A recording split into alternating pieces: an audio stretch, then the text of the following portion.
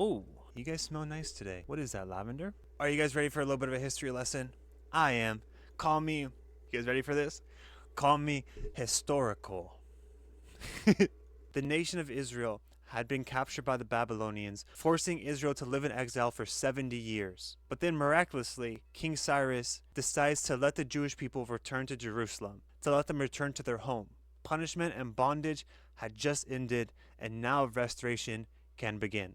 But what should have been a great moment of victory and celebration quickly turned to despair, discouragement, and feelings of hopelessness. You see, while they were in exile, the city of Jerusalem had been completely decimated. The city had been left in ruin without protective walls, and the temple, the place where God dwelt among them, was nothing more than just a heap of rubble. What followed after their initial return to their home was mass famine, economic depression, and overwhelming struggle. I can't help but wonder if a few of the Israelites remember when God had freed their ancestors from bondage out of Egypt, and how when they were wandering through the desert and started to grow hungry, God made manna fall from the sky to feed them, and then wondered to themselves, well, where is he now? Can't he see that even though he frees from bondage, we're still hungry, we're still worn, we're still struggling? We know that God can make manna rain from the sky to take away this hunger, so why hasn't he? And maybe you feel a similar way, where you find yourself thinking, I know God rescued me from my old way of life before I knew him. I know that I'm no longer a slave to sin, and I know that I am victorious in Jesus Christ. But I'm still hungry. I'm still worn. I'm still struggling. I'm still struggling with lust. I'm still struggling with anger. I'm still struggling with depression. I'm still struggling with anxiety. I'm still struggling with hopelessness. I know that God can make manna rain from the sky and take away this hunger. So then why hasn't he? See, in the book Haggai, chapter 2, verses 4 and 5, we read this: Be strong, all you people of the land, declares the Lord, and work, for I am with you, declares the Lord Almighty. This is what I covenanted to you when you came out of Egypt, and my spirit remains among you. Do not fear. See, after around 15 to 20 years of struggling, God calls the prophet Haggai to his ministry and tells him to command the people of Israel to rebuild the temple. God wasn't happy that once the Israelites rebuilt their own homes, they never rebuilt his. And instead, once they built their own places, their attention focused onto their struggles instead of onto God. Their attention focused onto their ills and onto their stress and onto their uncertainty that came with everyday life instead of God. So God spoke through Haggai to tell the Israelites to rebuild the temple despite their struggles and despite their ills and despite the stress and uncertainty of everyday life. In the verse we read, there are really two big takeaways.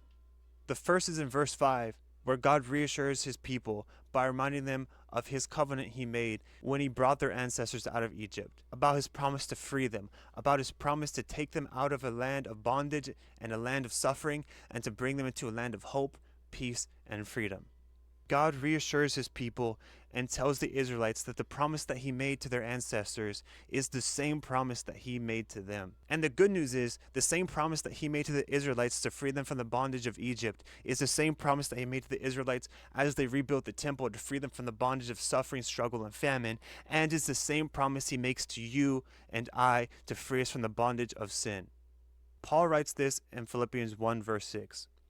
Being confident of this, that he who began a good work in you will carry it on to completion until the day of Jesus Christ. God will not stop being with us, God will not stop working with us, and God will not stop working within us until we are made whole and until we are made complete.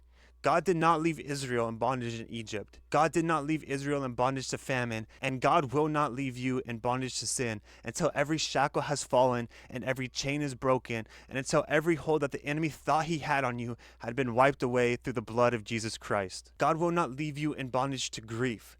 God will not leave you in bondage to bitterness or depression or addiction or anxiety. God will not leave you in bondage to sin.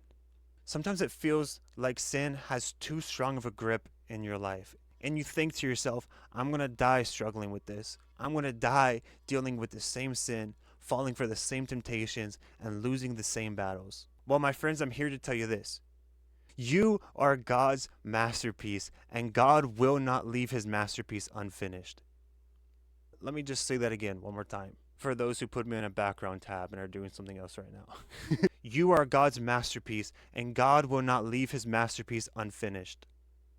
And God will not stop working until his work in you is complete.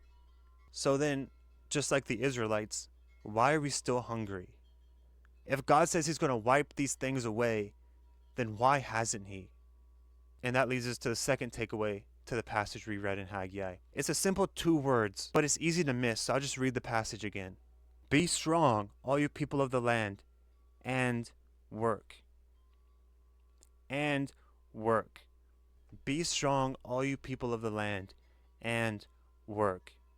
God does not want you to be a spectator in your own story. God does not want you to be passive in the process of your healing and your freedom. Despite everything that may be going on in your life, just like the Israelites, God is calling you to rebuild the temple. God is calling you to focus on him and prioritize your relationship with Jesus. While God is working in us, he's calling us to remain in him also. The temple wasn't rebuilt overnight. It was a process. Every day, the Israelites had to wake up and say, I'm going to choose to lay this foundation. I'm going to choose to put up these walls. I'm going to choose to stay focused and prioritize my relationship with God. And just like the Israelites, we have to choose to do the same every day. God is calling you to prioritize your relationship with him. And waking up every day and choosing to follow Christ is not easy. In fact, it's very hard. It's very hard work. You're going to wake up and you're going to hear that same temptation whispering in your ear. And maybe you fall back into it. Maybe you fall back into that bondage. Maybe you fall back into pride. Maybe you fall back into lashing out at people. Maybe you fall back into gossiping. Maybe you fall back into lust. But God is saying, despite this, despite the struggles that are going on right now, I want you to prioritize your relationship with me. He's saying, I know it's hard. I know that you're struggling right now, but I want you to rebuild that temple. I know it's not easy. I know it's hard work, but I want you to focus on me. I want you to remain in me as I do this work in you. My friends, as we go into this next week, let this verse serve as an encouragement that God will complete his work in us. But let it also be a reminder to wake up every day and choose to prioritize our relationship with Christ and choose to focus on Jesus Christ, even in the struggle, even as we're hungry, even as the temptation is whispering down our ear, even when we're dealing with anxiety, even when you feel the depression weighing on your heart. Let this verse be a reminder saying, despite the struggle, I will wake up and I will choose to follow Christ. And then pray to God to ask him to give you the strength to do it. And then go do it. Focus on rebuilding your temple.